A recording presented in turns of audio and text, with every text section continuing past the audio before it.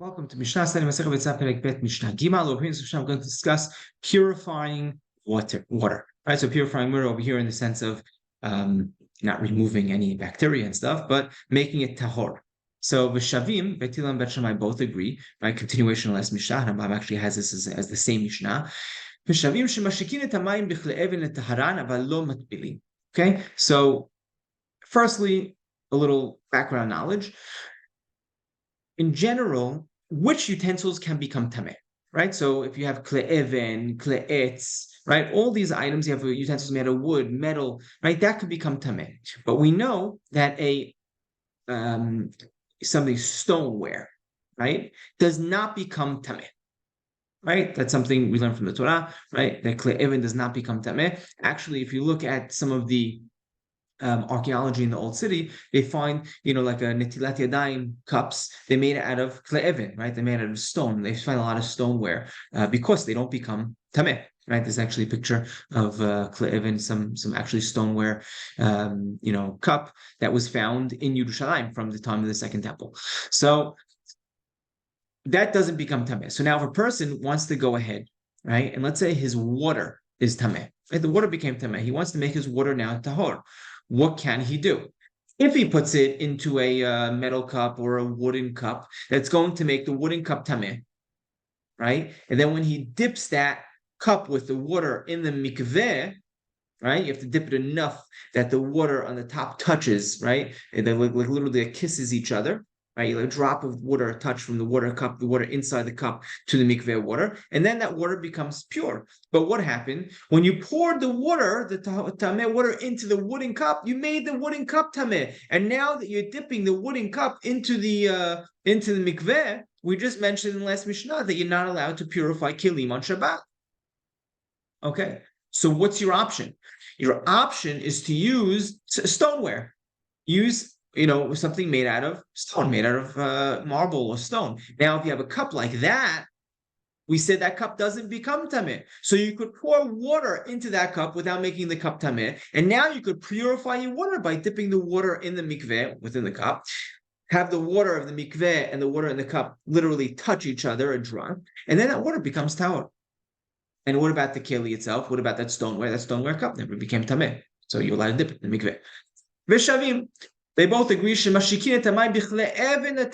you're allowed to go ahead and dip and have the water kiss, right? They literally touch each other from the water in the stoneware, right? The tameh water in the stoneware.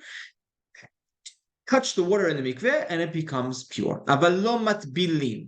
But you cannot go ahead and dip, right? You cannot dip a cup that is tameh, right? And this is really talking about on Shabbat. Right, you cannot dip a cup that's tameh on Shabbat, but Rambam says that on Yom Tov you are allowed to dip a keli al gav memav.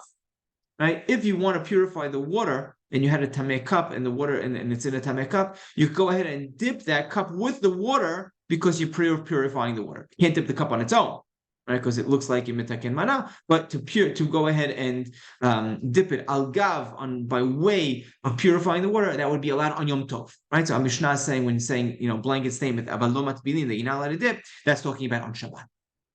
Okay, now the Mishnah continues.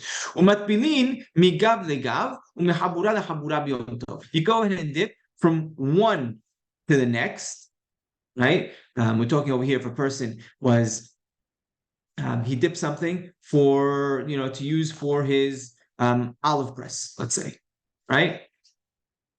Regular chulin olive press. He dipped it. Now it's tahor, and he wants to use it for his regular mundane, olive press. And then he decides, what? I want to use this item for my wine. My wine that's terumah. Okay, now it's tahor.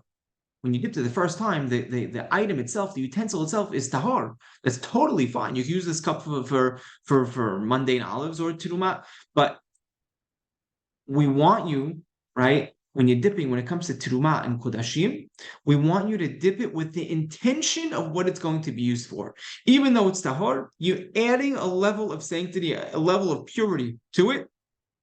You're not purifying it, but we want you to dip it with the intention of what you're using it for. So, because it's not really removing tum'ah, when you're dipping, when you had a utensil that you're using for chulin for regular mundane purposes for an olive press, and now you want to use it for teruma, you're not really removing tuma, you're just adding a little extra level of hara, of purity. Therefore, you're allowed to do that on Yom Tov. Also, if you were in a group of people that were eating maaser sheni, and then you want to go ahead and dip in order to eat with people who are eating teruma, right? That item, that keli, also needs to be dipped again a second time. Then you can go ahead and dip that on Yom Tov as well.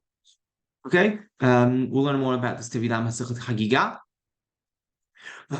Because in the end of the day, everything that you're tovel, everything that you dip for chulin, right? Even though it's 100% tahor, you're still not allowed to go ahead and use it for maaser until you dip it for maaser. And then same thing, if you dipped it for maaser, you can't go ahead and use it for teruma until you dip it for teruma, right? And so on and so forth. Also for kodashim, for a korban, and that's really that's the law.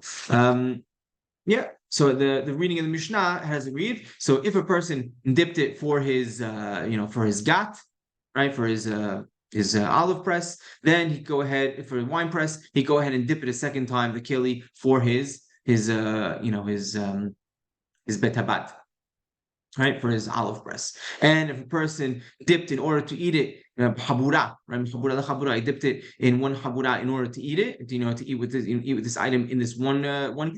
He could dip it again to eat within it, to eat it with another group on Yom Tov. That's not considered removing tum'ah, rather it's just adding an extra level of hara.